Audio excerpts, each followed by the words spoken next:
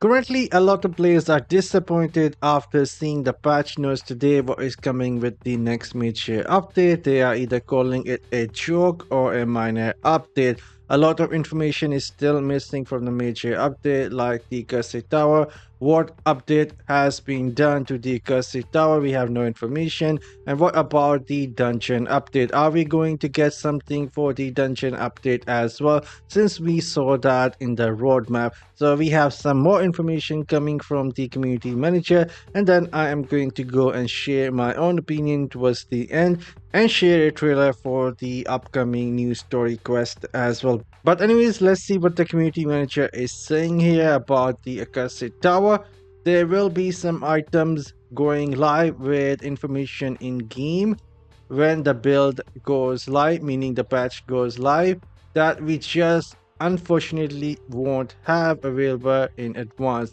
I mean, this does not make any sense to me. They are a very big company and they don't have the information available in advance 2 days before the patch goes live, and everyone is in the dark what is going to happen with the Cursed Tower. But what I can guess, they are going to tone it down and make it more casual. At least that is what I think is going to happen with the Cursed Tower.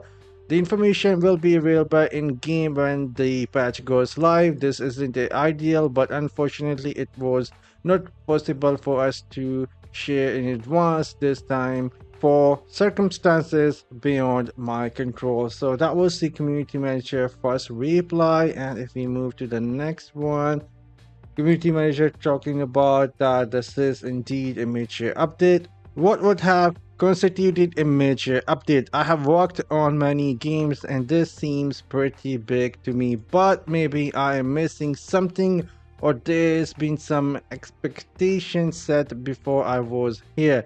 A new game mode is never anything less than major in my opinion. I am also a sucker for extending the main story, but that might be me. And moving forward, some information about the what happened with the upcoming dungeon changes. Let's move on to that. And this is what the community manager replied back. Also, the dungeon update are still being worked on but aren't going to be released just yet. I really like being able to share information with players in advance, but there will always be a very real chance that things get delayed or even cancelled when it comes to live service games. We have to be okay with that if people want to do things like share roadmap, which I know people like. I mean, that is fine. You can delay things, cancel stuff, but communication is the key. I mean, look at the Diablo 4. Anything happening inside of Diablo 4, even the small itemization or some magic effects are getting added. Few changes are being done. They do a campfire chat and explain everything and have a good communication. That is missing. I mean, 2 days before the update, you don't even know what is coming with the Accursed Tower. But anyways, let me close this and talk about what could have been some decent changes with this update, starting with some quality of life changes. First one that I and many others been asking, that is the shadow quest. Right now I just got free after doing all the work, and I cannot go and do my quest because it requires me to do blessing. I cannot go get the blessing and it requires me to do vault and it requires me to do battleground, and I only able to do one quest. So this is something I myself and a lot of other players been asking. Give us something more like the immortal tasks so we can easily do them, and this would have been a really good quality of life change. The next one that a ton of players been crying out for a very long time, veteran players like myself, is giving us the ability to add sockets to our secondary gear and allow us to change the color of the sockets as well. But that has not been done in 2 years plus now, and I don't think they have any plans of doing that. At least that's what I think. The third one, again, the community is been crying out loud, is the royalty bonus for the essence transfer. We have a gap here. We have been asking for months now to remove this gap. I mean, that would have not taken all that long to remove the cap, but that's just not happening.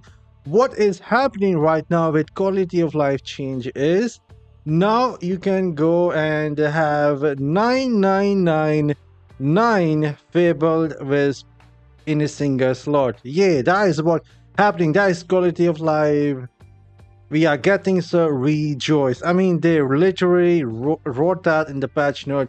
Rejoice, you can now have 9999 wisp in your stash. I mean, no one asked for that, and that is what we getting. And then again, we getting that change with the hill trader where we can buy stuff weekly instead of daily. I mean, that is not going to make anything better. You just have to go there 1 minute a day and purchase stuff that you want. I mean, that is not a big change. Again, with the Elder Rift, instead of 35 Elder Rift, now you have to do 28. And then for the Challenge Rift, it will show you the combat rating and you can skip a bit faster. That is somewhat decent for new players. But veteran players like us, we not getting anything other than 9999 Wisp for the stash. And that is not just it. There is another really good suggestion that the community been giving to the community manager, and that is changing the time of these Terra Rift from specific to 24 hours. So they would open every half hour, so you can go and play them whenever you get some free time. Right now it feels like it's your second job. You have to be there at the specific time to play some of these mods, otherwise you end up missing on them. And these would be some really good quality of life changes which would have received really well with this so-called major update. Now I just want to quickly go and talk about the Vanguard mode here, which is coming. This will not give us any way of getting more power, meaning the charms that we get, these will only work inside of the Vanguard mode itself, and other than that we will not be getting any more damage live or any magic effects or the combat rating.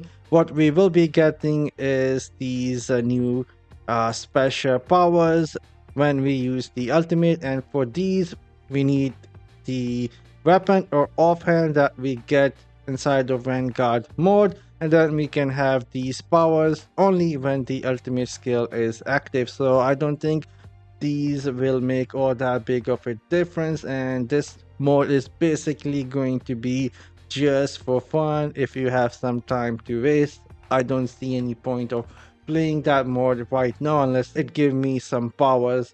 I would rather focus on skill damage and the critical hit chance and the proper attributes on my weapons and my offhand still. But anyhow, I'm signing off.